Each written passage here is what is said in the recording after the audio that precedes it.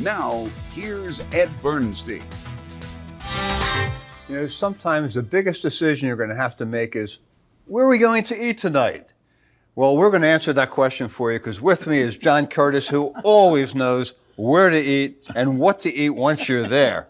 Right? I think I do. Does this go on in most homes? I know it happens, with my wife and I, it's like, all of a sudden it's 5, 6 o'clock. What do you want to do for dinner? Yeah. Did you make anything? No, I didn't make anything tonight. Where do you want to go? So I don't know. What do you want to eat?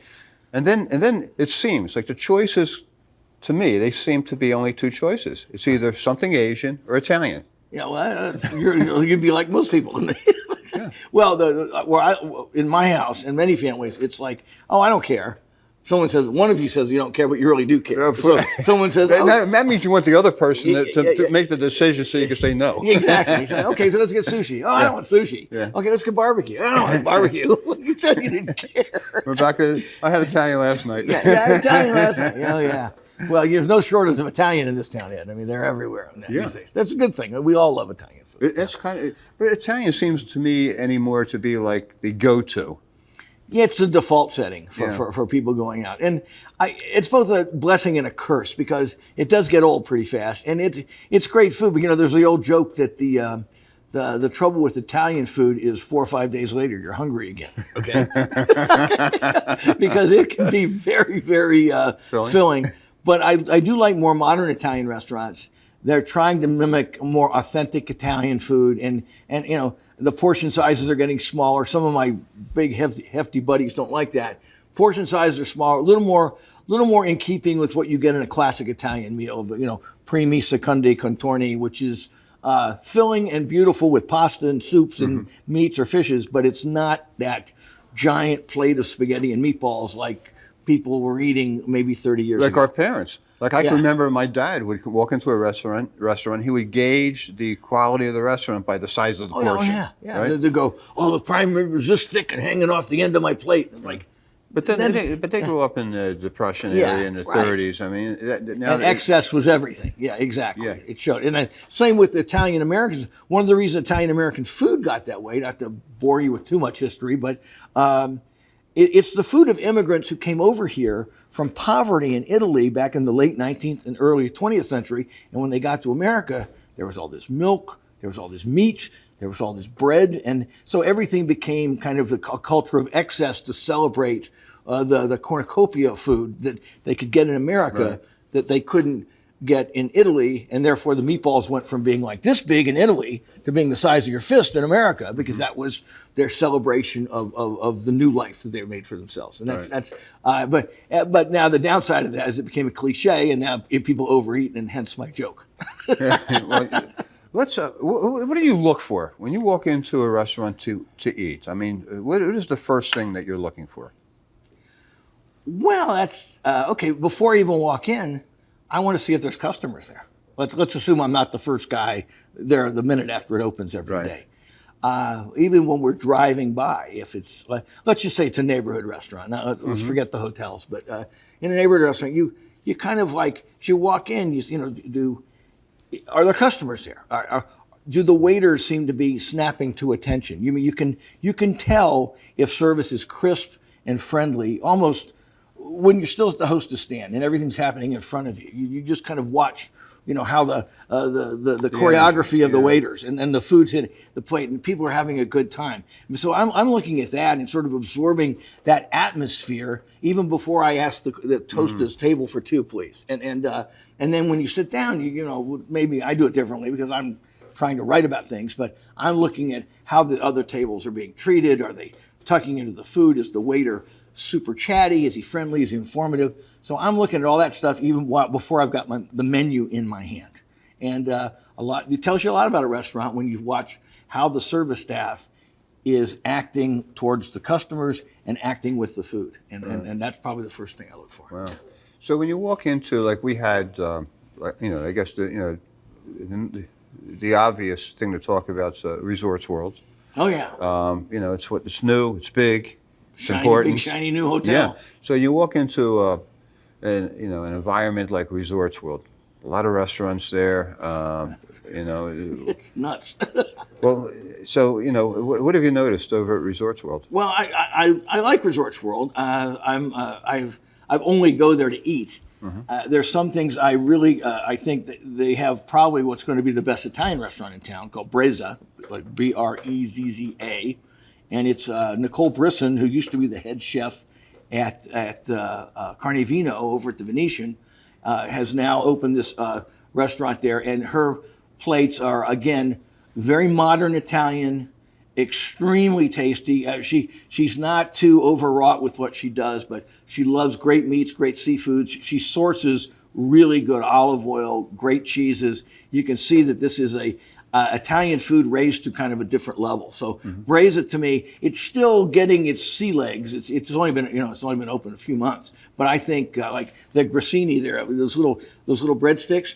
Best breadsticks you'll find anywhere in America. Wow. And they make it all right there. They do their own baking. They have a fabulous pastry chef at Brezza. So it's still finding its way, but I think in a year or so, it's going to be our best Italian restaurant by a mile. You're talking about breadsticks and baking, and coming and you as well, coming from the back east, where you always hear about bread being determinative based upon the humidity, the water, the ocean, that type of thing. And that's why the East Coast has better bread than the West. But is that still true? It used to be true, but I think one thing you talk about, what do I notice in a restaurant? After I sit down, I look at the bread plate. I look at and a great restaurant, and even a good restaurant, will take pride in the bread they serve. They don't have to necessarily bake it there. A lot of restaurants in town source their bread here from places like Bon Breads, which is a big artisanal baker. It's huge, but it's still considered artisanal. Some do bake their own, like Ferraro's, still does all its own baking. Bouchon, for example, does its own baking. But I look at the pride they take in their bread.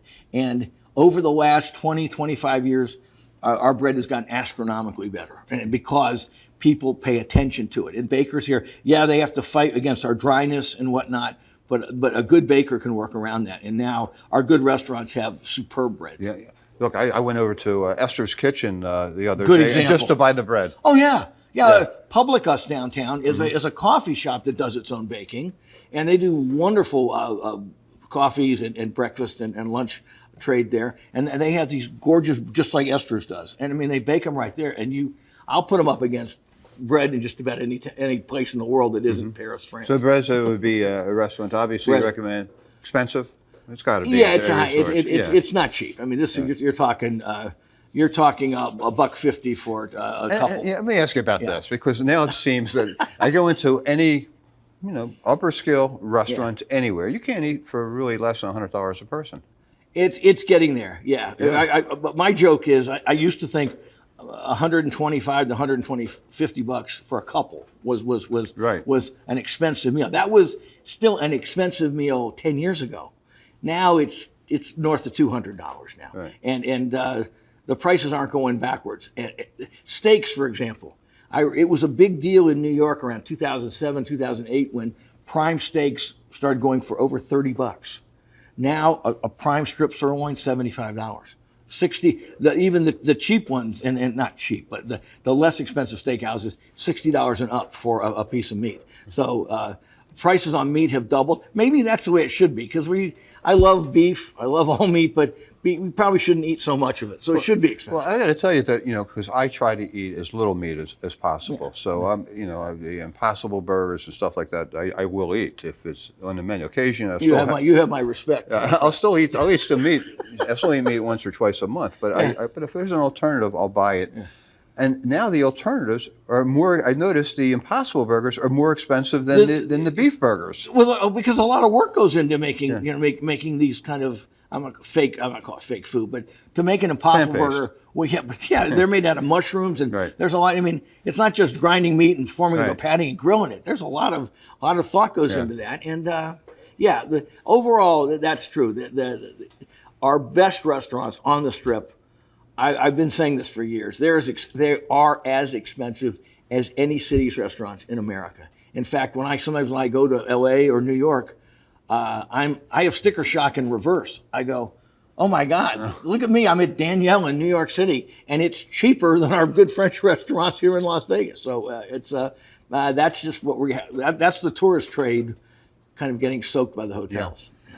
What about for tapas? And what exactly are tapas? Tapas are pinchos, are small bites, and the true ones are a whole culture in Spain. And we are now in the midst of a Spanish Renaissance in Las Vegas, with some great tapas restaurants. And Jamon on West Sahara at Jones is tucked into this weird little shopping center, very depressing little shopping center.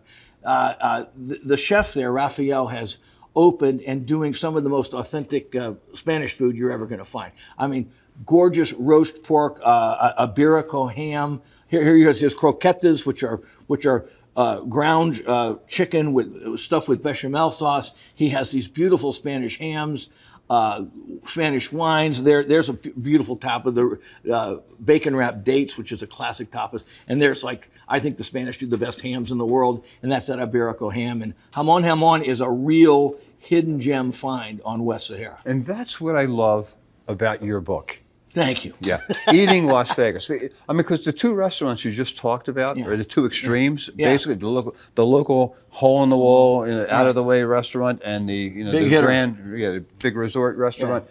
You have them both in here. Oh yeah, I mean, people. I got interviewed on a radio show the other day, and they were asking me, "Well, do you like you just like really fancy food?" I went, "No. I like a good taco as much as the next guy." Okay, yeah. and my radar is always out for these hole in the walls. And the great thing about Las Vegas is we've gotten many more of them, just in the last 5 years. I mean, our neighborhood restaurants have exploded in this town, so we can eat better without going on the strip than ever, and that's what I'm really excited about. And I should mention, you have a website, but you can also get this. It's eatinglv.com. Just Google Eating Las Vegas, or Google my name, and you'll hear about all my feuds with celebrity chefs. And it's Curtas with a Curtas. AS. That's the Greek. Some people say it's ASS, but Oh, you've been talking to some celebrity chefs, I see. Okay. David Chang must have rung you up.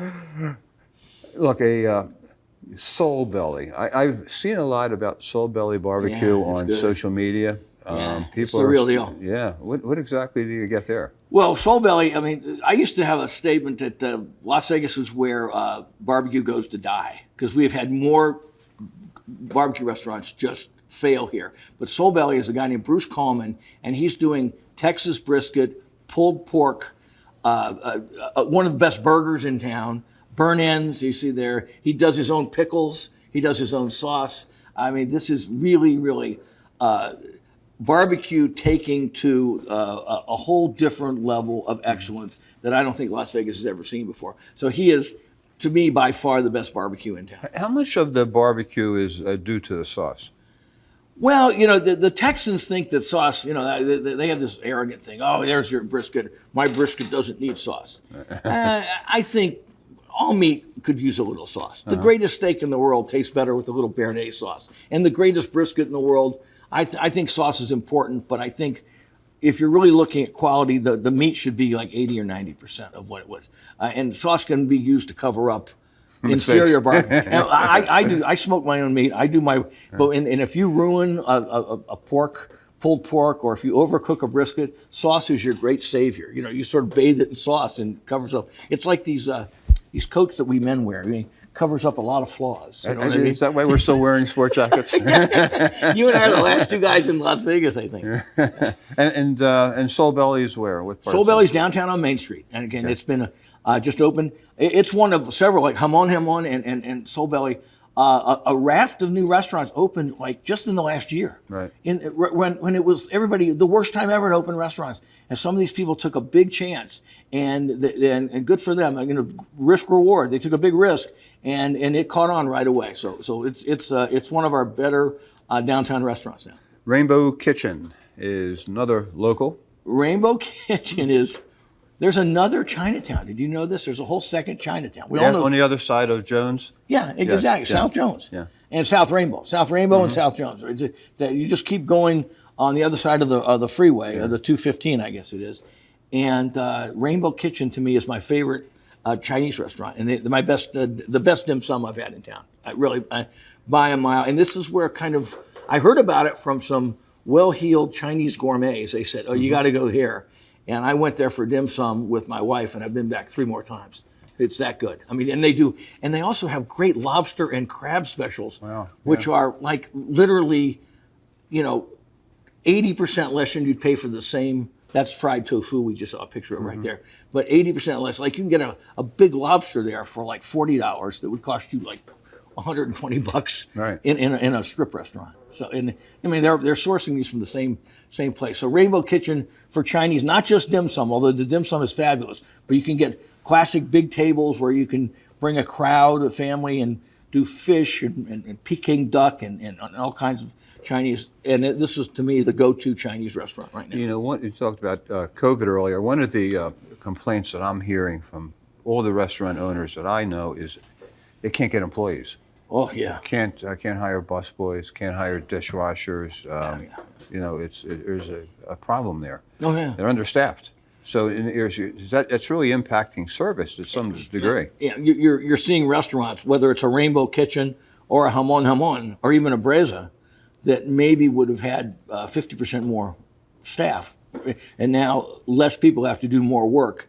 And I feel sorry for them. It's kind of a weird thing. I don't want to get too much in the weeds on this one, but a lot of people say they're looking for work, but every restaurant I know is telling me they're short-staffed. Right. So there's a real disconnect there, and I think it has to do with minimum wage and the tipping culture, and we could have a whole other show about that. But yeah, it's service has suffered, not that the people are rude, just that less people are trying to do more. Now you opened the door, I got to ask the question. Yeah. Let's talk about tipping. Oh, How do you I decide? hate tipping. I mean, is it an automatic 15% and maybe 20? Is that what everybody's doing? Well, when I started writing about restaurants 30 years ago, it was a 15% tip was a good tip, Right. and a average tip was 10%. Now it has evolved into where the waiters and the restaurants pretty much expect a 20% tip, and a 15% is okay, but you're not a good tipper if you're doing that. So they expect this 20%. I hate tipping. I think it should be illegal. I think it's got a very checkered history. We could get into this, tipping was originally evolved to allow the restaurant and food service people a way not to pay certain minorities who are working for them, African Americans and whatnot, and immigrants, less money. Right. That's how it started in America. And now it's evolved to where the restaurant owners expect you to tip to help him pay his staff. Right. And I like the European and in Japan and Canada, you eat your meal, we could spend $50 or we could spend $500. They walk over to you, you sign it, and you walk away, and that's it. Yeah. That's the way it should be. And we can argue about this all the time. But tipping is here to stay. Americans love it, even if I hate it. Yeah, you talked about the onslaught of barbecue restaurants, and there's another new one that you like, Win Key. Win Key is another hole in the wall. And this is, I think it's on, is it South Rainbow? It's maybe South Durango. I'm not sure. It's down south, and it's literally a hole in the wall. It is tiny. It's smaller than the space we're sitting in right here. You walk in, you feel like you're on a Hong Kong back alley. It only has like 6 tables, maybe 5 tables. Right. And the noodles and the barbecue are just superb. There's your barbecue pork, which is just wonderful. And earlier, there's your little bao buns. They do these bao buns where they stuff those with the barbecue pork. They do noodle dishes. They do these noodle soups, these wonton soups. And there's their crispy pork, which is probably the best I've had anywhere in Las Vegas. Wow. And lunch or dinner for 2 will run you like $30 here. Love it. To me, it is one of the ultimate little hole in the walls for Chinese food, and it's not in Chinatown, but it's worth searching out because the food's so good. Yeah. This next restaurant I'm going to ask you about sounds to me like it should be a marijuana dispensary, Valencia Gold. Yeah. We're going to talk about that someday. Yeah, then all they serve is donuts and cold pizza.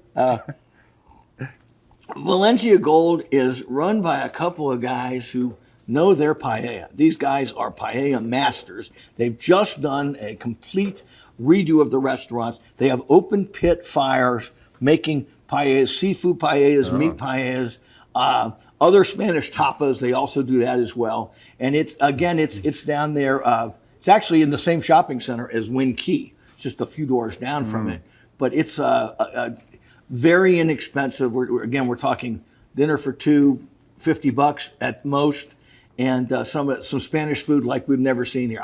I said earlier we're having a Spanish food revolution in Las Vegas, right. and Valencia Gold is one of the reasons why. Talking about Italian again, going back to Italian. Everybody loves Italian.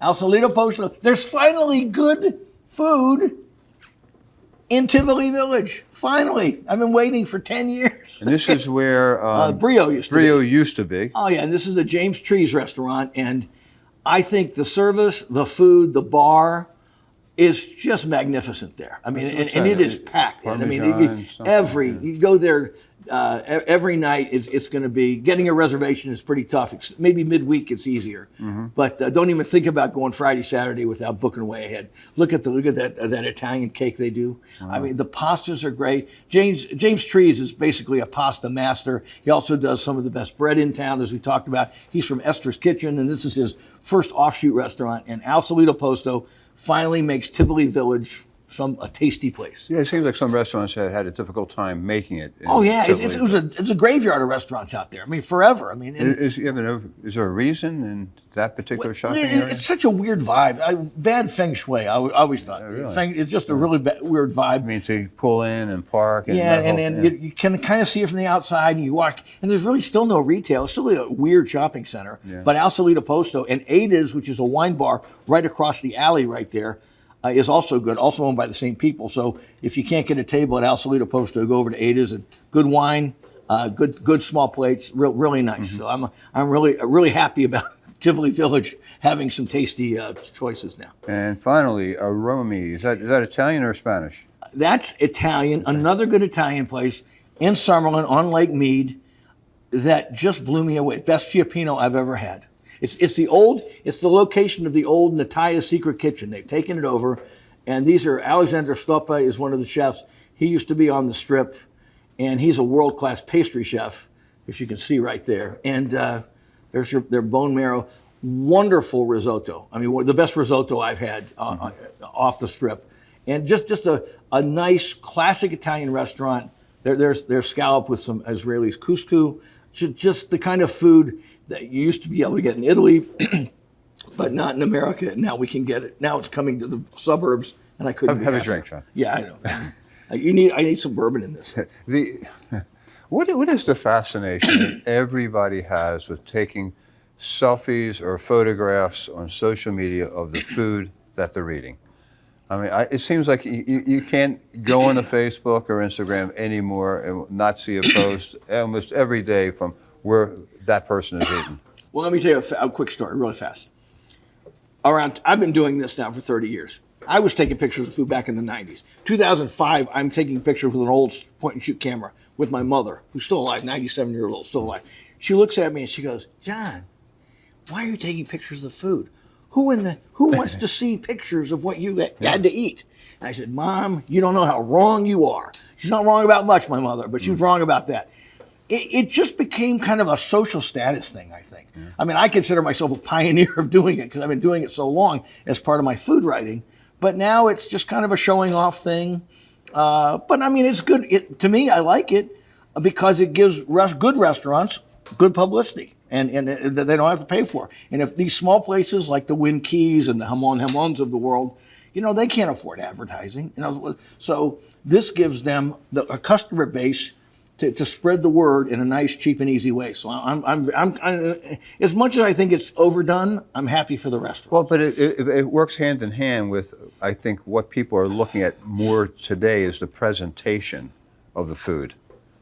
I mean, even the photographs we were looking at. Yeah. I mean, the presentation. There's a lot of work that goes into that. Yeah, extreme. I mean, these are not easy. That's one of the reasons I think these restaurants are so fabulous, because they're bringing that kind of artistic sensibility to food that we've never had before. And Instagram and the pictures and the selfies with the food are part of the reason that's happening, because they know, like that dish at Wing Key, a little hole-in-the-wall Chinese restaurant, knows that for its publicity purposes, it's got to make this Instagram and photo ready to make it appetizing, so everybody sees it, so they get more customers, and it works out. And so it's a love-hate relationship in some ways, but I'm glad overall for the restaurant's sake. I'm happy it happened. Yeah. So where do you see this trend going in Las Vegas, in the United States in general? I mean, is it becoming more tapas, more Spanish, less Italian, more Asian? I mean, you talk about the expansion of the Asian corridor. Well, I think our food is becoming so multifaceted and multicultural. That's where it's going. Right. There's two things happening. We're drilling down more authentically to places like Hamon or Win Key, which is straight out of Hong Kong, or a little Spanish tapas place. But then in a broader sense, all restaurants incorporate influences from other cultures now. I mean, you go to a place like Sparrow and Wolf, or even Esther's Kitchen downtown, or Partage, which is a French place, and you notice they're using Asian seasoning sometimes, and they're arranging their plates like a sushi bar might arrange a platter of sushi, even though it's French food. And so these cross-pollination of influences is where food just keeps heading, at the same time that people want authenticity and the real thing, not just a standardized franchise food, which has been the key in America for like the last 30 years. Name of the book is Eating Las Vegas. John That's Curtas. what I do, eat Las Vegas. And you do it every year, right? I mean, this is your... Well, we took a year off. You took a COVID break? It was forced upon us, but we're going to take another one coming up next year, yes. Okay, so this is 2020. How, it take you a long time to write this book? Oh, quick, that's 15 seconds. It takes a good 6 months to write it, yeah. And a lot of eating and writing, yeah, 6 months. And how many pounds does it cost you? Oh, usually about 15. Each book's about 15 pounds. Yeah. Eating Las Vegas, John Curtas. Just Google John Curtas, Curtas, Eating Las Vegas. It's a guide. I'll tell you, my wife and I use it weekly in deciding where to eat. Thank you. Bon appetit to all, and see you in a restaurant somewhere. Thank you, John.